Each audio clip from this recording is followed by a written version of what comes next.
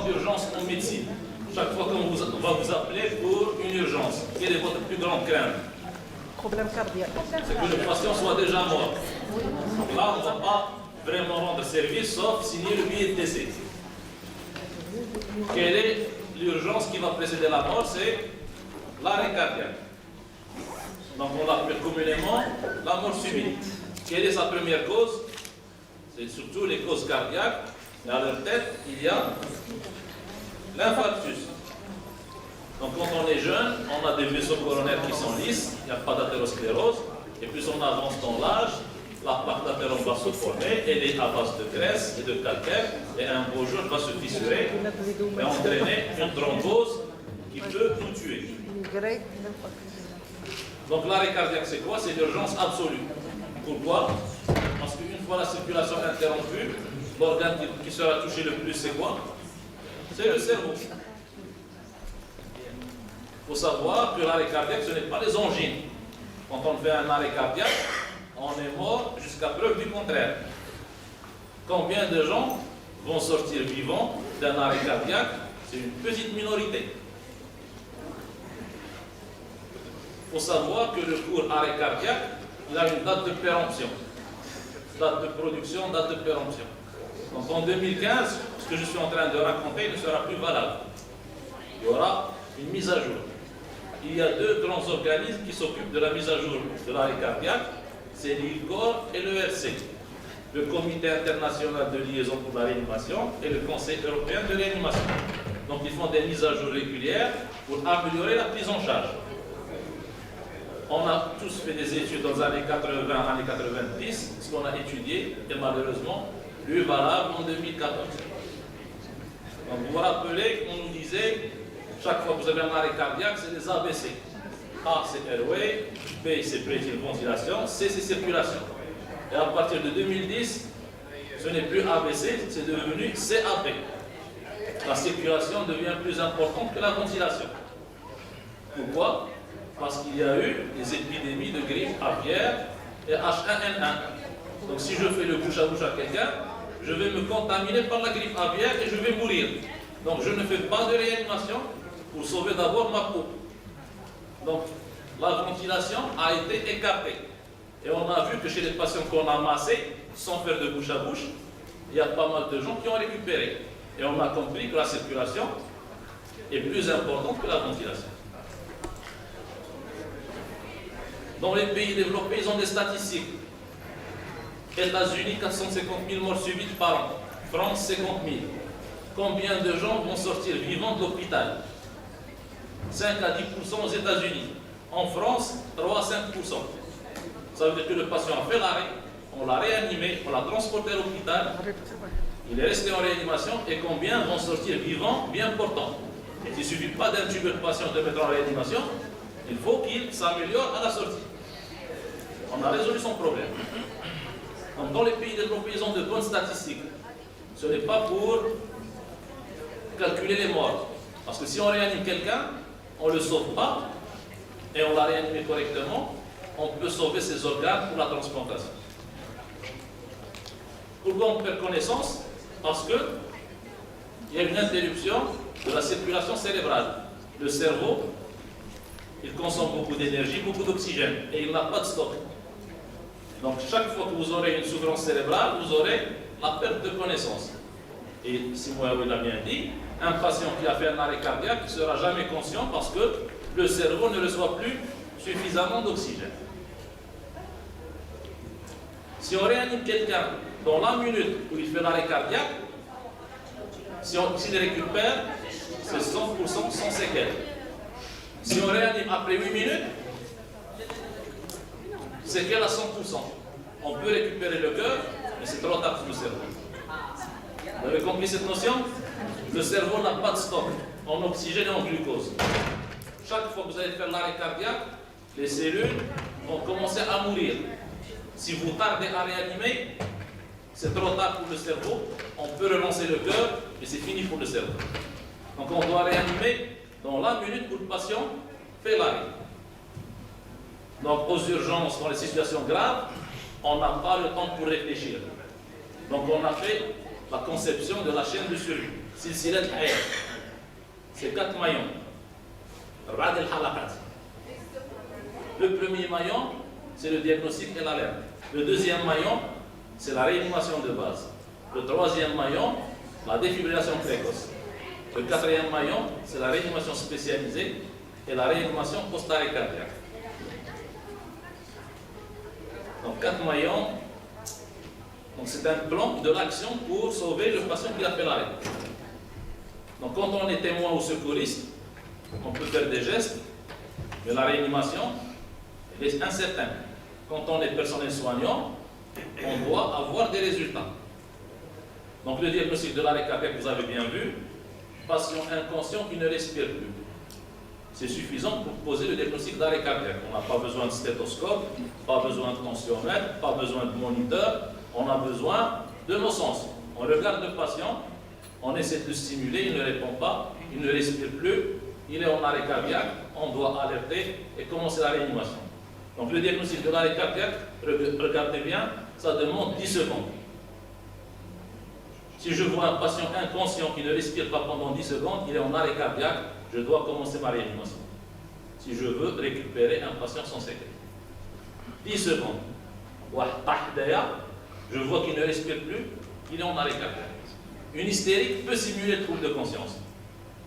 Mais est-ce qu'elle peut simuler l'arrêt respiratoire? Certainement. Donc parler au patient, de secouer au niveau des épaules, attention au rachis quand on est dans le contexte traumatique. Voir, écouter, sentir pour vérifier la respiration. En 2010, il y a eu des modifications. La recherche du pouls n'est pas obligatoire. Voir, écouter, sentir, on l'a abandonné parce que c'est une perte de temps pour les secouristes. Le personnel soignant, il peut chercher le pouls chez l'adulte en carotidien et en fémoral. Chez l'enfant, en numéral et en fémoral pour éviter l'écrasement des voies aériennes. On va appeler à l'aide. On espère dans les mois à venir l'activation du 141 et on aura le SAMU. En 2010, ils ont vu que si on implique le témoin, on donne plus de chances de survie à la victime. Si on vous dit appeler à l'aide des sapeurs-pompiers, caserne, le lieu où la victime a fait le trouble de conscience. Ça dépend de la disponibilité. Est-ce que c'est compatible avec la réanimation de l'arrêt cardiaque? C'est déjà trop tard. Donc le témoin qui va assister à l'arrêt cardiaque, on va l'impliquer pour qu'il réagisse dans la minute. On va lui demander, est-ce que le patient est inconscient et il ne respire pas? Est-ce qu'il peut mettre en œuvre l'intervention d'urgence? Il doit se procurer le défibrillateur. Il doit commencer à réanimer. Mais quelqu'un qui n'a jamais fait d'études médicales, est-ce qu'il connaît le sternum, la position des mains? Il ne saura pas réagir. Donc on va lui demander de pousser fort et vite sur la poitrine.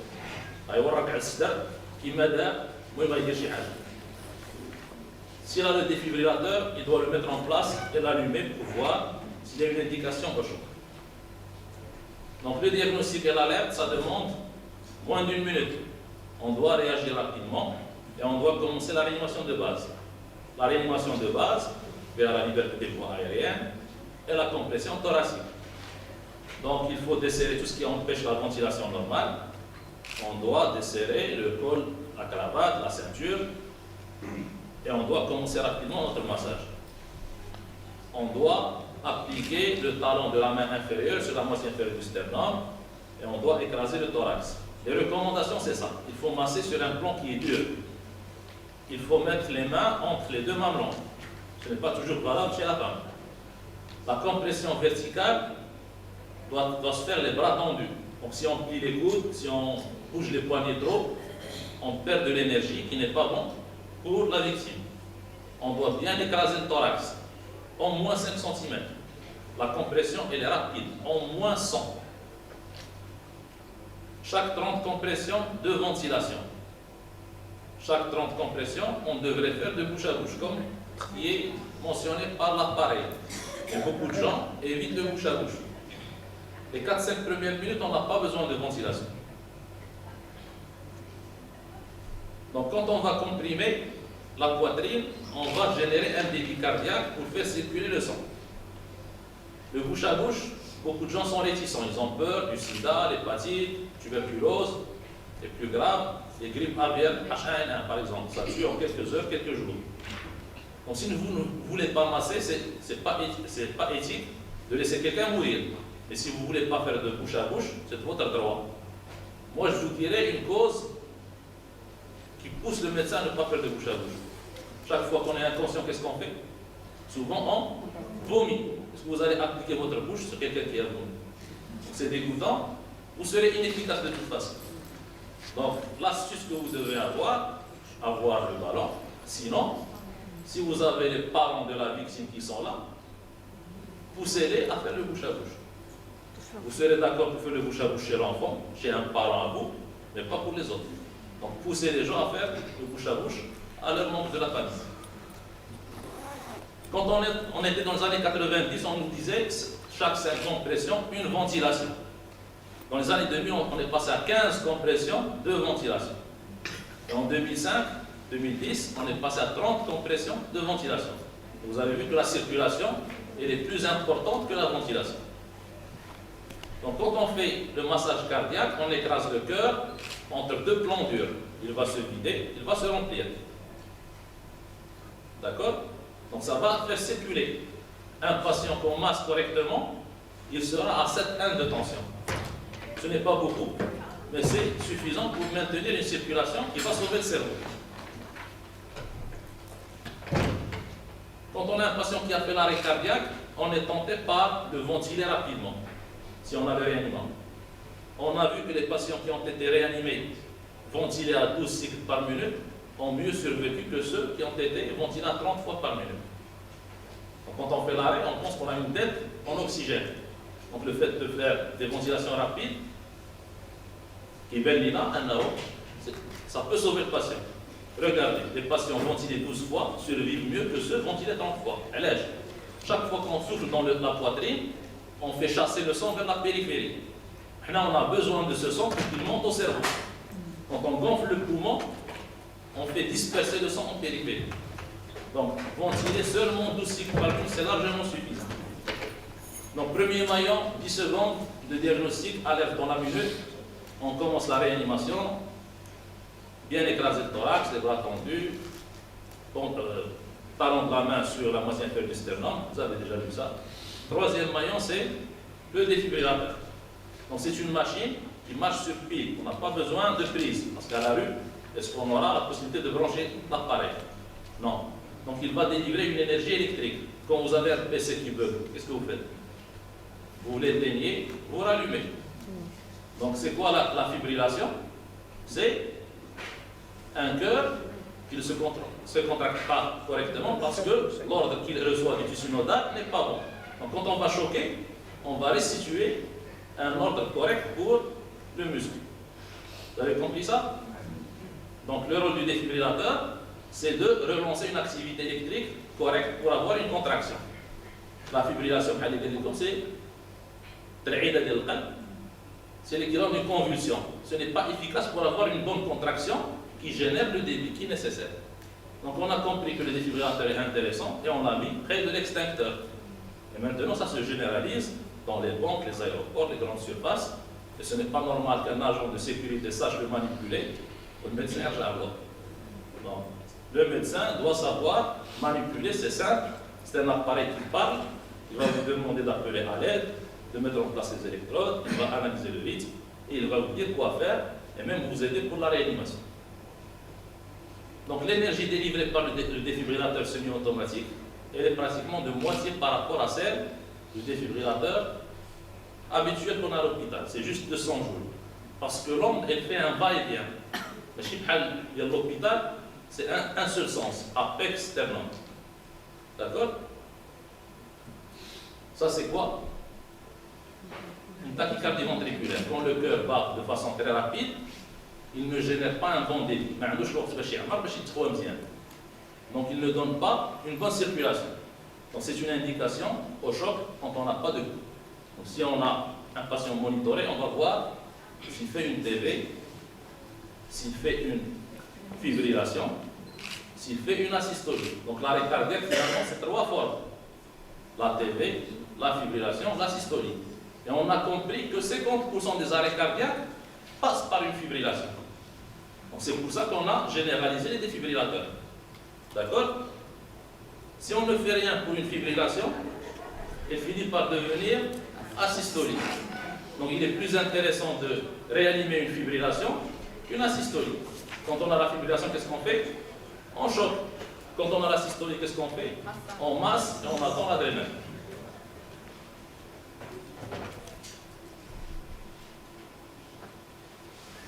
Donc les trois premiers maillons, ce n'est pas uniquement le médecin. C'est monsieur, tout le monde. C'est la population qui doit faire ça en attendant l'arrivée des secours spécialisés. Quand le médecin est là, vous aurez l'ambulance, le médecin urgentiste, l'infirmier, l'ambulancier. Donc ils sont habitués à voir les situations graves. Ils vont commencer par monitorer le patient, le scope, la tension, la saturation et même le CO2 expiré. Ils vont essayer de masser d'une façon qui est plus efficace. Ils vont donner de l'oxygène pur et ils vont donner les médicaments de l'arrêt cardiaque qui est l'adrénaline. Et ils vont chercher quelle est la cause de cet arrêt cardiaque. D'accord? Donc le moniteur, il va vous donner des paramètres qui sont intéressants. Quand on est en arrêt cardiaque, on n'a pas de tracé, on a une fibrillation, on a une TV, on n'a pas de saturation, on n'a pas de tension. Donc l'équipe spécialisée, elle ne fait pas de bouche à bouche, elle fait la ventilation au bas ballon autoremplisseur à valve unidirectionnelle. Ils vont essayer d'intuber le patient le plus vite possible pour donner de l'oxygène pur et pour sécuriser les voies aériennes. Ils vont brancher le patient sur un appareil de respiration, un respirateur automatique, pour libérer les mains. Ils vont utiliser le défibrillateur mécanique. Quand on a fait un arrêt cardiaque, on n'a plus de pression artérielle. Ça, vous le savez. Donc on est tenté par remplir. Ce n'est pas toujours bon.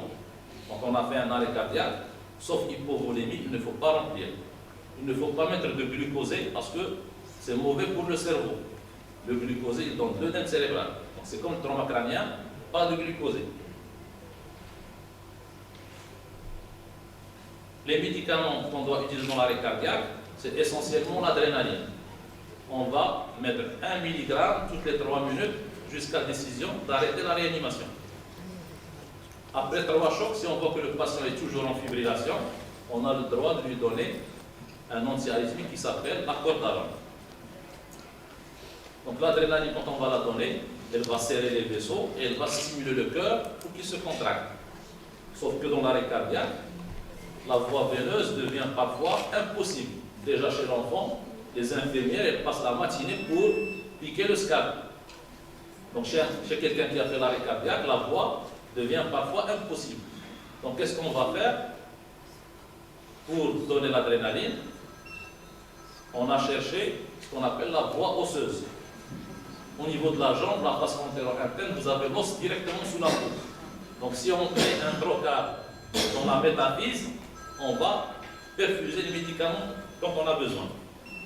Donc ça c'est le trocar de la ponction sternale. On commence à le mettre pour directement perfuser dans l'os et puis ça doit passer dans la circulation. Donc actuellement sur le marché, il y a ces petits pistolets avec une sorte de perceuse. Et l'aiguille, elle est sur le bout. Donc il suffit de désinfecter la jambe, vous voyez, de percer et vous aurez la voie en moins de 10 secondes. Donc l'arrêt cardiaque, c'est question de temps. Il faut gagner du temps, il ne faut pas perdre du temps à chercher une voie. Donc avec ça, on va rapidement trouver où mettre l'adrénaline. La voie intracardiaque qu'on nous racontait, Ammar la seringue injectée le cœur, c'est dépassé, c'est dangereux, on l'a fait plus. On a des moyens qui améliorent la qualité du massage. Cette ventouse, on va la coller sur la poitrine et on va masser avec cette ventouse qui s'appelle la cardiopompe. Il y a cet appareil qui s'appelle l'autopulse, c'est une planche qu'on met sous le dos de la victime. Il y a un gilet qu'on serre sur la poitrine, on appuie sur un bouton, on décide de mettre une fréquence à 120, ça va masser à 120 par minute.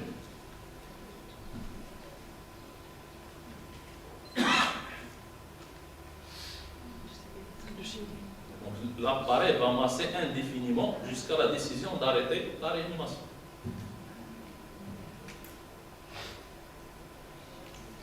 un petit réglage, appuyer un bouton, c'est simple. Le deuxième appareil qui existe sur le marché, une sorte de ventouse, on va appliquer sur la poitrine, et ça peut masser pendant des heures. Le médecin, il ne va pas se contenter de masser, il va raisonner, il va chercher quelle est la cause de cet arrêt cardiaque pour pouvoir agir sur cette cause pour éviter la récidive. C'est résumé en 5H, 5T. 5H, l'hypoxie, un asthmatique qui fait un asthme aigu grave, un patient qui fait un pneumothorax, un patient qui fait une embolie pulmonaire, l'inhalation d'un corps étranger. Donc tout ça génère de l'hypoxie. L'hypovolémie, vous avez un saignement important. Vous avez un patient qui fait un choc anaphylactique. Hyperkaliémie. Donc vous avez un patient qui est sous diurétique, qui ne prend pas de KCL. Donc il va finir par faire de l'hypokaliémie qui peut générer un trouble du rythme. Vous avez quelqu'un qui fait la dialyse et qui rate 2-3 séances, ne fait pas la dialyse, il fait une hyperkaliémie, arrêt cardiaque. L'hypothermie, quelqu'un qui travaille dans une chambre froide, la porte s'est fermée, il s'est retrouvé seul, il va faire un arrêt cardiaque par trouble du rythme. L'acidose, ça rejoint aussi l'insuffisance rénale. Les 5T, on a en premier le syndrome coronarien, quelqu'un qui bouge ses coronaires, il coupe la circulation coronaire, donc le muscle myocarde ne reçoit pas suffisamment d'oxygène, il va fibriller. La thrombose pulmonaire, un patient opéré qui ne prend pas d'HPPM, une patiente césarisée qui ne bouge pas du lit, elle va faire une embolie pulmonaire, arrêt cardiaque. Pneumothorax sous tension, quelqu'un qui fait un pneumothorax de grande abondance, ça continue de comprimer jusqu'au moment où il fait l'arrêt. La tamponnade et l'usage de toxiques. Mais comment on va faire le diagnostic de ces causes alors qu'on est dans l'ambulance en préhospitalier? Il faut savoir qu'il y a des appareils de gazométrie qui sont dans les ambulances du SAMU. Je ne parle pas des ambulances d'IENA, ambulances françaises, ils ont l'appareil de gazométrie, donc ils pourront détecter au domicile de la victime l'hyperkaliémie et les autres causes, l'acidose par exemple. Ils ont aussi des appareils de petite taille d'échographie et ils peuvent faire le diagnostic de pneumothorax, de tamponnade au lit du malade. Donc quand on a réanimé l'arrêt cardiaque, il ne suffit pas de masser. Souvent la cause, on l'a dit, c'est les coronaires. Donc il faut acheminer le patient où? Vers une table de coronarographie angioplastie. Donc ça on l'a déjà vu hier, obstruction coronaire, perfusion par mise en place de stent. Et la haute technologie qui existe actuellement, ils ont même des appareils qui font le rôle du poumon et du cœur. Ça s'appelle l'oxygénation extracorporelle. Donc c'est une machine où il y a un circuit, on branche sur l'artère et la veine fémorale, le sang circule, il est oxygéné et il retourne au patient, en attendant la décision d'arrêter la réanimation. Donc on a réanimé, mais on ne récupère pas toujours les patients, donc il y a une grosse mortalité. Donc si on a réanimé pendant 30 minutes et le patient ne récupère pas, on peut s'arrêter s'il est en asystolie, s'il est à température normale. Dans deux cas, on maintient la réanimation, c'est le cas de l'enfant et le cas du patient hypotherme. Donc il faut distribuer dans tous les services et à tous les médecins des brochures qui expliquent l'intérêt du massage cardiaque, la réanimation cardio-pulmonaire. Il faut qu'il soit présent chez tous les médecins. Et il faut avoir un protocole. Si vous êtes en service de dermatologie ou au service de médecine interne, vous êtes loin du réanimateur. Quand vous allez l'appeler à l'aide, il va mettre du temps. Donc il faut former le personnel pour qu'il agisse le plus vite possible. Et maintenant, je ne sais pas si vous êtes au courant, pour améliorer la formation sur l'arrêt cardiaque, il y a le patient robot. Donc c'est un mannequin, une grosse poupée, qui peut jouer le rôle de malade. Elle respire, si on la monitore, on aura un risque, on peut la réanimer comme un vrai patient. Si on fait les choses dans les règles de l'art, elle récupère. Si on ne fait pas les choses dans les règles de l'art, elle reste en arrêt. Et on peut reproduire ça une fois, deux fois, 20 fois, jusqu'à la formation de tout le personnel. Donc voilà une petite mise à jour pour la prise en charge de l'arrêt cardiaque.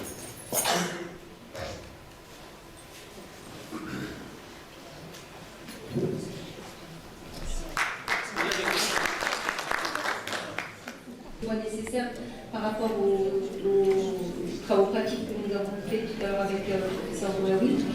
Je pense que c'est assez clair, mais je demanderai quand même à la salle si elle a des questions à poser. C'est peut-être le moment.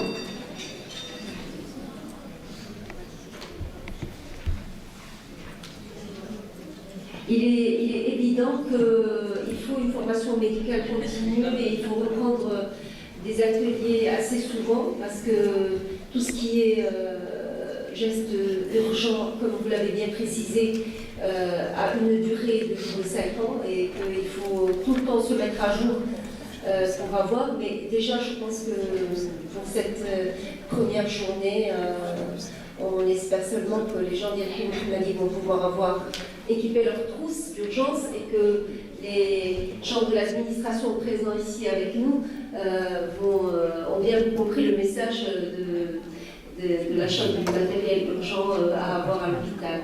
Merci beaucoup et on verra tout à l'heure peut-être. Est-ce qu'il y a des questions? Non, c'était clair, je pense que... Merci beaucoup. Pour d'autres ateliers, Inch'Allah, au niveau local. Merci beaucoup.